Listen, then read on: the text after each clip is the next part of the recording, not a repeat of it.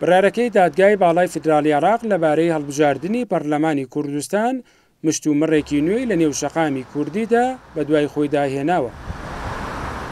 بڕارەکە جارێکی دیکە چارەنووسی بەڕێوەچوونی هەڵبژاردننی پەرلەمانی کوردستانی بە دووڕێیانێکی نادیارەوە گرێداوە. لەگەڵەوەشدا خودی بڕارەکانی دادگا کە پێشتر دەگوترا قابیلی تانەدان نییە بۆتە جێگەی مشتومڕ لەلای یاساناسان و کەسانی شارەزای دەستوری. بڕیارەکانی دادگای باڵای عێراقی بات و مولزمە بۆ هەموو لایەک و ئەبێت جێبەجێکرێ.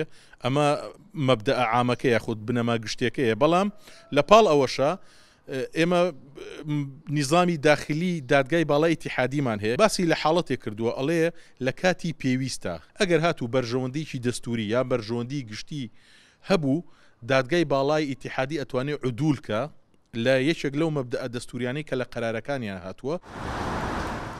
لە نێو کێشمەکێشم و دۆخی نائاسایی پرۆسی سیاسی و دیموکراسی لە عێراق و هەرێمی کوردستان زۆر جار خوێندنەوەی سیاسی بۆ برارەکانی دادگای باڵای فیدرالی عێراق دەکرێت.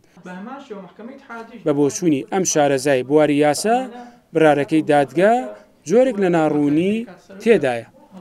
لە مادەی 23 ئاماژە بۆیە کە هیچ تاعنێک قبول ناکرێ و لە ڕووی شکلیەوە پێویستە ڕەت بدرێتەوە کاتێکە پەیوەندیدارە بابەتی انتخاباتە و ئەگەر هاتوو لە 6 مانگ کەمتر لە مدەی ئەنجامدانی هەڵبژاردنەکە ئەو داوایەتەوە مارکە. بۆیە پێویست بوو محکەمەی اتحادیە لە ڕووی شکلیەوە داواکە ڕەت بکاتەوە.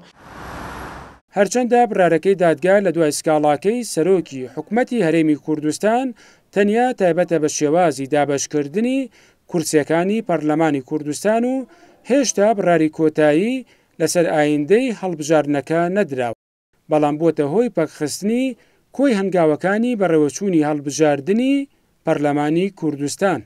وا چاوەڕێ دەکرێت برارەکەی دادگای فیدرالی دەرگایەکی نوێ بەڕووی ململانێ و ناکۆچی نێوان لانە سیاسەکانی هەرێمی کوردستاندا بکاتەوە، چونکە جگە لە پارتی هەموو لانەکانی دیکە لەگەڵەوەن لە دەی حوزەیران هەڵبژاردننی پەرلەمانی کوردستان بەڕێوە بچێت، بەڵام بەپێی برارەکەی دادگا پێناچێت هەڵبژاردن لە وادەیەدا بەڕێوە بچێت. مەریوان بڵا، کورس سات نیوز، سلێمانی.